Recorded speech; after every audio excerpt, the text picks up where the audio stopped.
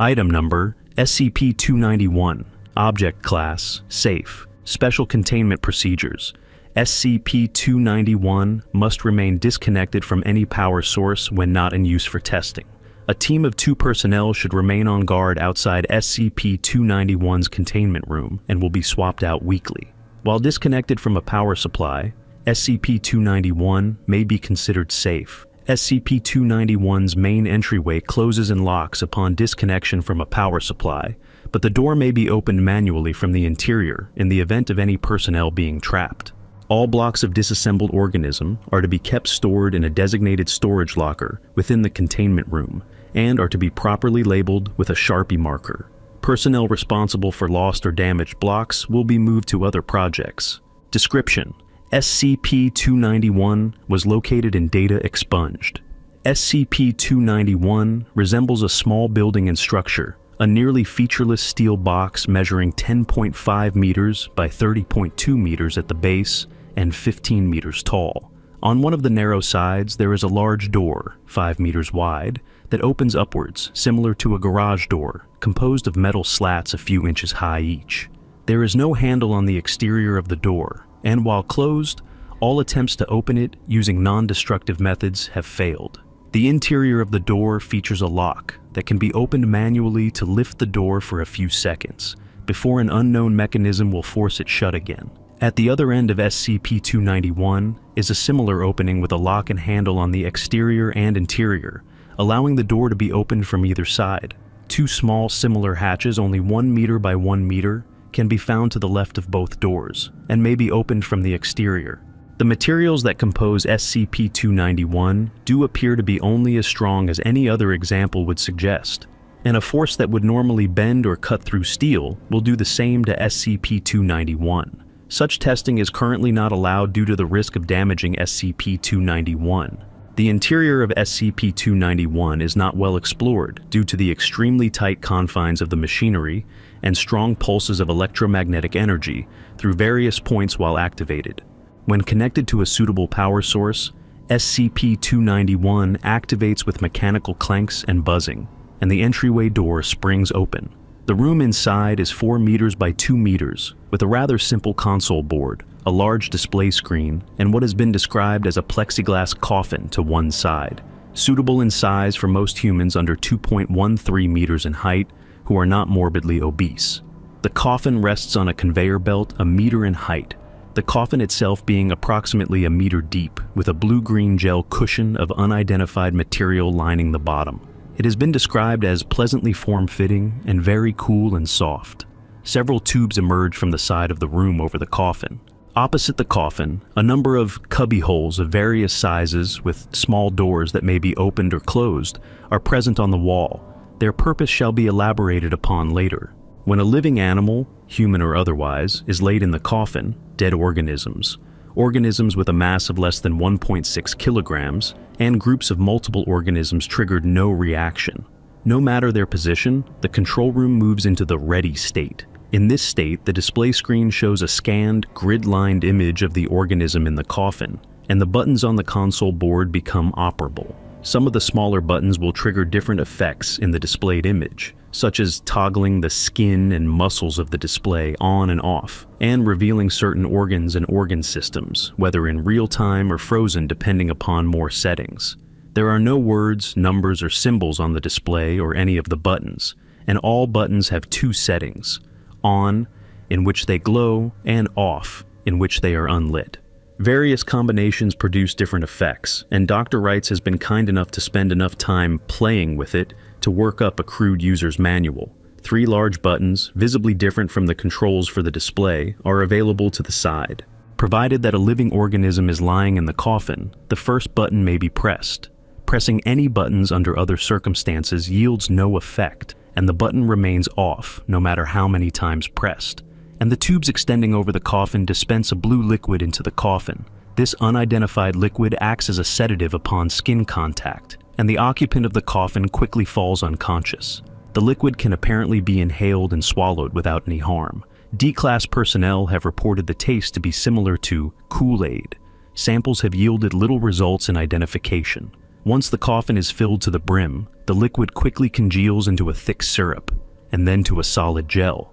Over this period, the occupant's detectable bodily functions, such as breathing and heartbeat, cease. This may be observed on the display screen. Once the liquid fully solidifies, the display screen shuts off, and the conveyor belt starts to move. All attempts to stop the conveyor belt and remove either the coffin or the occupant cause the entire process to shut down, after which the blue liquid evaporates within a few minutes, and the subject regains consciousness unharmed. The conveyor belt carries the coffin and occupant through a small door that quickly locks closed, and the entire machine becomes a cacophony of mechanical clanking, whirring, and grinding. The display screen will only display a rectangle that slowly fills, like a loading bar, as SCP-291 does its work. Depending upon the size of the organism, SCP-291 finishes its as-of-yet unknown process in approximately 20 to 30 minutes, at which point the product can be retrieved at the opposite end of SCP-291. The back door of SCP-291 leads to a similar chamber, also containing a conveyor belt similar to the one that holds the coffin in the entryway. There is also a series of 24 cubby holes, or lockers, identical to those found in the entry room.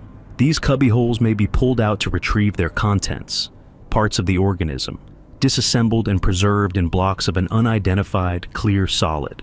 These blocks are quite strong, but they can be melted by extremely high temperatures, or shattered by sharp blows from a pick. However, breaking the blocks ruins the preservation method of SCP-291, and results in the preserved object being unusable. The rest of the block quickly begins to dissolve into dust after a few minutes. See addendum for block designation. Whole blocks, however, may be stored indefinitely until being reinserted into SCP-291 via the cubby holes in the entrance room.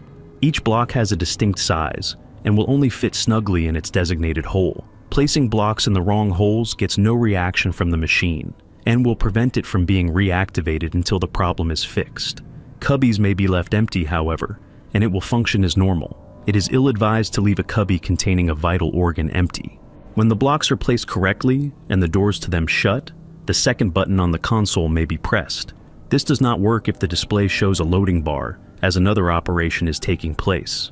The doors to the cubbyholes lock for a few seconds, during which SCP-291 removes them through some means, and the machinery of the device grows louder, accompanied by another loading bar on the display screen. Reassembly takes slightly longer, approximately 40-50 minutes to finish, after which a plexiglass container, similar to the initial coffin, emerges from a door on the conveyor belt in the exit room, holding a fully assembled organism immersed in blue liquid that slowly evaporates as the organism wakes. Reassembled organisms have no memory of the process, likening the experience to a very restful, dreamless sleep.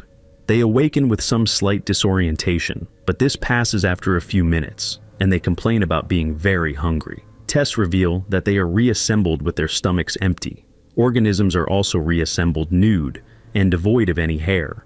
A block containing what has been identified as the contents of the organism's digestive system, hair, scraps of clothing, and any other objects on the organism is deposited into one of the small side doors outside the main doors, and may be considered waste.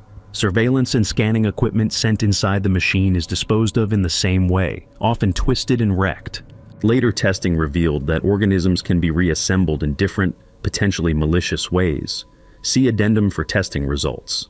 The third button is only to be used should something go wrong, when the production stops and the button blinks. It undoes whatever has been done the best it can, and shuts down the whole process while triggering some kind of cleaning and reset method.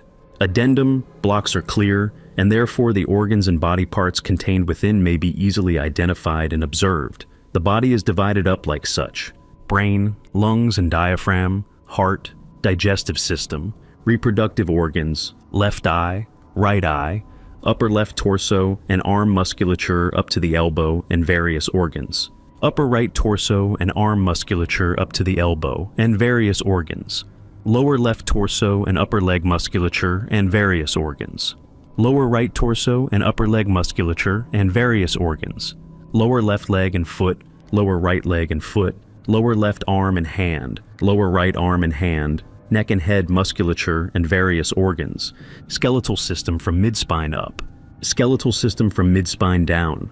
Lymphatic and circulatory system from waist up. Lymphatic and circulatory system from waist down. Skin neatly folded. Testing results. Reassembling a body without vital organs results in the production shutting down, requiring the use of the third button. The body will be redeposited in block form at the exit, still inert. Reassembling a body without non-vital organs or body parts will result in that organ or body part being absent when the organism awakes, the wound sealed by unknown means that leave little to no scar tissue. Providing a body part for a missing body part will result in said body part being attached to its new body, seemingly without fail. It has proved effective for heart transplants, limb transplants, and exchanging skin from one person to another. Swapping the brains of two people results in a complete transfer of that person's personality and memories, and may be reversed, although subjects are often very disoriented for several days and complain of psychological and physical discomfort, like wearing shoes not quite the right size. Swapping body parts between different species has yielded mixed results. Dr. Wrights has suggested that testing continue, and the request is pending. Only 3 successful cross-species transfers have occurred out of the 20 tests performed so far. 001, a cat's left eye was swapped out for a human's left eye. The subject could use the eye fully and mentioned they felt they had adapted to it rather well. Their new left eye displayed all the abilities of a cat's eye, including difficulty seeing colors and heightened perception in the dark. Although this test was unauthorized, the results were considered to be mildly impressive enough to allow further testing. The cat, given a human eye, clawed its human eye out in a week. 007. A human's brain was successfully transferred into the body of an English Mastiff, reportedly thanks to the dog's large skull size. He requested to be transferred back to his human body as soon as possible, though. The Mastiff in the human's body learned to walk upright within a few hours and was disassembled again after an incident involving the humiliation of a female doctor. 16. A female Class D personnel had her reproductive organs switched with those of a pregnant Labrador retriever. No tests involving using SCP-291 with other SCPs have yet been authorized.